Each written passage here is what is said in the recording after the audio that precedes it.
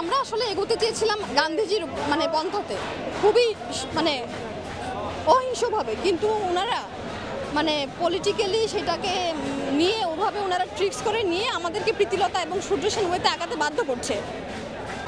আসলে আমাদের দেশের যে ঘটনাগুলো বিগত বছরে হয়েছে এবং হচ্ছে সেটা হচ্ছে কি দেখা যায় এখানে মানে সরকার প্রধান যে আসুক না কেন উনি হচ্ছে জনগণের কথা বেশি চিন্তা না করে দলের কথা চিন্তা করে, এবং স্পেশালি সরকার তো একটা মানে ব্যক্তিমাত্র সরকার হচ্ছে মানে সরকার গঠিত একটা প্রতিষ্ঠান স্বরূপ অনেকগুলো ব্যক্তিকে নিয়ে অনেকগুলো আমলাকে নিয়ে, কিন্তু উনি একজন একা তো কিছু করতে পারবে না। কিন্তু দেখা যায় ওনাদের আমলারা যারা থাকে মন্ত্রীরা যারা থাকে ওনারা অনেক বেশি আত্মকেন্দ্রিক হয়ে থাকেন, তো ওনারা যে কোনো একটা ইস্যুকে মানে পলিটিক্যালি ওয়েতে নেওয়ার চেষ্টা করেন, যার কারণে মানে ভুক্তভোগী হই আমরা।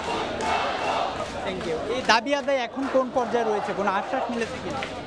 এখনো আমরা তেমন কোনো মানে স্ট্রং কোনো আশা পাইনি, মানে ওই অ্যাজ ইউজুয়াল ওনারা যেগুলো বলে থাকেন যে দেখবো হবে হচ্ছে মানে ওভাবেই চলতেছে।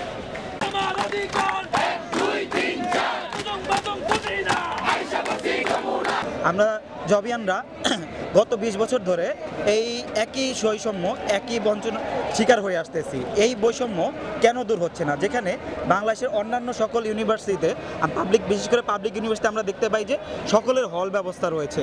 এমন কোনো পাবলিক ইউনিভার্সিটি নেই যেটা হল ব্যবস্থা নেই। সেখানে শুধুমাত্র রাজধানীর বুকে ঢাকায় অবস্থান তো একটা অন্যতম বড় ইউনিভার্সিটি জগন্নাথ ইউনিভার্সিটি, সেখানে কোনো হলের ব্যবস্থা নেই। এই ব্যবস্থাটা কেন নেই এটা দিয়ে তাদের উত্তর দিতে হবে। এছাড়া আমরা গত 14 তারিখে দেখতে পাইছি যে আমাদের যারা প্রাণপ্রিয় টিচার আছে, শিক্ষক, তাদের উপরে পর্যন্ত আঘাত করা হয়েছে। এখন আমার কথা হচ্ছে যে তাদের উপরে আঘাত করা হলো সেটা নিয়ে কোনো মায়া কান্না নেই, কিন্তু যেই মাহফুজ আলমের উপর একটা বোতল গিয়ে পড়লো সেই জন্য তারা সিটি স্ক্যান পর্যন্ত করায় ফেলতেছে। তা আমাদের টিচাররা কি মানুষ না? মাহফুজ আলমই শুধু মানুষ? তা আমাদের টিচারদের কি দোষ? আমরা শিক্ষার্থীরা সবসময় বঞ্চিত হয়েই আসতেছি, সেখানে আমাদের টিচাররা পর্যন্ত মার খাচ্ছে। এইটার আমরা এই বৈষম্য থেকে পরিত্রাণ চাই।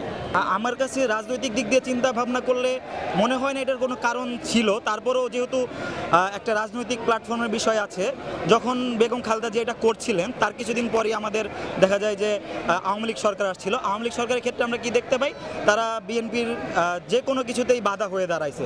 সেই দিক দিয়ে হইতেই পারে যে তারা এটা হইতে দেয় নাই। এবং এর আগেও যখন 2014 সালে আন্দোলন করা হয়েছে, আমাদের ইংরেজি ডিপার্টমেন্টের নাসির স্যার উনি এর আগেও আহত হয়েছিলেন। তো তখন আমাদের ছাত্রলীগের যারা গুন্ডা পান্ডা ছিল তারা তার উপরে আঘাত করছিল। তো এবং তার বানানো এবং বাংলাদেশ আওয়ামী লীগ সরকারের বানানো পুলিশ বাহিনী, সেই পেটোয়া বাহিনী আবারও আমাদের স্যারের উপর আক্রমণ করেছে। তো আসলে দেখা যাচ্ছে যে আওয়ামী লীগের যে মনোভাবটা ছিল সেই মনোভাবটা এখনও রয়ে গেছে। স্পেশালি আমাদের যখন জুলাই আন্দোলন হলো, সেই জুলাই আন্দোলনের সময় দেখা গেছে যে ওই শেখ হাসিনা কান্না করতেছে। মায়া কান্না কিসের জন্য? মেট্রো রেলের জন্য। 2000 মানুষ মেরে ফেলা হয়েছে, তা নিয়ে কোনো মায়া কান্না নাই। ঠিক সেই রকম আমাদের টিচাররা, শিক্ষার্থীরা মায়ের খেলো, সেটা নিয়ে কোনো কান্না নেই, কিন্তু মাহফুজ আলম যখন মার খাচ্ছে তখন সেটা নিয়ে কান্না হচ্ছে। তো আমাদের সেই বৈষম্যের ক্ষেত্রে অবশ্যই বলা যায় যে আগের একটা সরকারের প্রভাব রয়ে গেছে, যে ছাত্রলীগ কখনো চায় নাই যে আমরা এইভাবে একটা অবস্থানে আসি। এছাড়া আরও বলা যেতে পারে যে এখানে একটা সিন্ডিকেটের বিষয় আছে। একটা সিন্ডিকেট বিশেষভাবে চায় না যে ঢাকার ভিতরে একটা বিশ্ববিদ্যালয় দাঁড়িয়ে থাকলে তাদের রাজনৈতিক স্টেকে বাধা আসবে, সেটা তারা চায় না বলেই প্রতিবার দেখা গেছে যতবারই আমরা আন্দোলন করি ততবারই আমাদের আন্দোলন কোনো না কোনো রকম মূলা ঝুলিয়ে বন্ধ করে দেওয়া হয়।